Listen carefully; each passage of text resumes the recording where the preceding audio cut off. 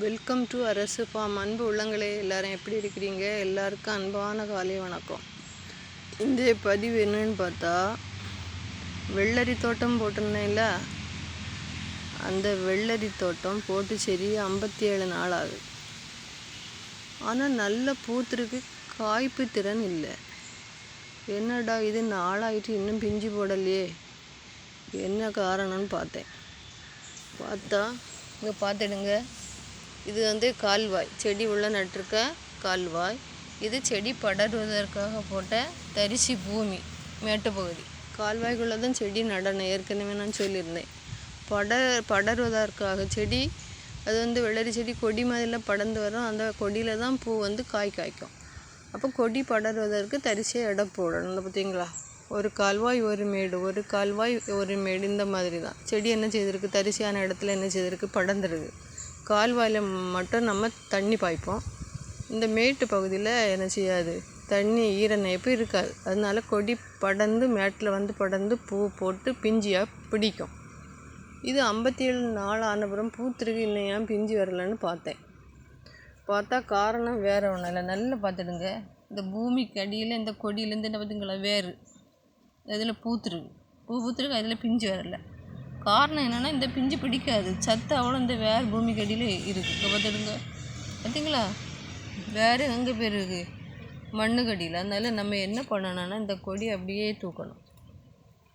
தூக்கி இப்படியே மாற்றி போடணும். அப்போ இந்த வேறு பேரையில் வேறு பூமிக்கடியில் போக நம்ம விடக்கூடாது, எடுத்து இப்படி மாற்றி போடணும். இது எல்லா தடவையும் இப்படி வராது. இது மழை சீசன் இல்லை, மழை பெய்ததுனால அந்த தரிசி இடம் என்ன செய்யுது, ஈர நயப்பாக இருந்ததுனால அது என்ன செய்திருக்கு, அந்த கொடியிலேருந்து வேற கீழே இறக்குது. மற்ற மாதிரி வேறு இறக்க முடியாது, ஈரம் இருக்காதுல்ல, பூமி காஞ்சி தானே கிடக்கும். கால்வாயில் மட்டும் தானே நம்ம தண்ணி பாய்ப்போம். அதனால் கொடியில் வேறு இறக்காது. இது ஓயாமல் மழை பெய்துட்டு இருந்ததுனால இந்த சீசனுக்கு அது வேறு விட ஈஸியாக இருக்குது. வேறு விட்டுட்டே இருந்ததுனால என்ன செய்யலை, பிஞ்சு போடலை. காரணம் அது வேறு ஒன்றும் இல்லை. செடி நல்லா பூத்துருக்கு பாருங்க, ஆனால் ஒரு பிஞ்சு கிடையாது. பார்த்தீங்களா, எல்லாம் மண்ணுக்கடியில் வேற விட்டுச்சு. எல்லா கொடியும் என்ன செய்தேன், எடுத்து அப்படியே மாற்றி போட்டுட்டேன். வேறு விட்டுருந்தாலும் என்ன மாற்றி போட்டு விட்ருக்கேன். என்னமா வர பூ பிஞ்சு பிடிக்குதான்னு பார்ப்போம். ஓகேவா, என்னமா வரக்கூடிய பூ கண்டிப்பாக பிஞ்சு பிடிக்கும். ஏன்னா நான் எல்லா கொடியும் இந்த மாதிரி எடுத்து இப்படி தூக்கி எடுத்து அப்படியே மாற்றி போட்டாச்சு. வேறு விடாமல் இப்படி எல்லா கொடியும், ஒவ்வொரு கொடியையும் பாருங்க பார்த்தீங்களா, பூமிக்கடியில் எவ்வளோ வேறு. அப்போ எப்படி அது காய்க்க முடியாது, சத்து அவ்வளோ இந்த வேரை எடுத்துரும். பார்த்தீங்களா, அவ்வளோ வேறு போட்டு கொடி நட்டே வளர்ந்து பூத்துட்டே போகுது. ஆனால் என்ன இல்லை, காய் இல்லை, காய்ப்பு திறன் இல்லை, காய்க்க முடியாது, சத்து அவ்வளோ வேறு எடுத்துட்டு.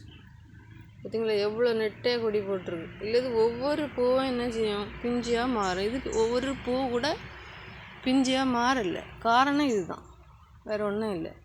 பூசணி செடியாக இருந்தாலும் சரி தான், வெள்ளரி செடியாக இருந்தாலும் சரி தான். எப்படி என்ன செய்யக்கூடாது, வேர் போடக்கூடாது. வேர் போடாது. பட் இந்த மழை தொடர்ந்து பெய்துட்டு இருக்கிறதுனால பூமியில் பார்த்தீங்களா, நல்ல ஈரமாக இருக்கிறதுனால அதுக்கு வேர் போடுறதுக்கு ஈஸியாக இருக்குது.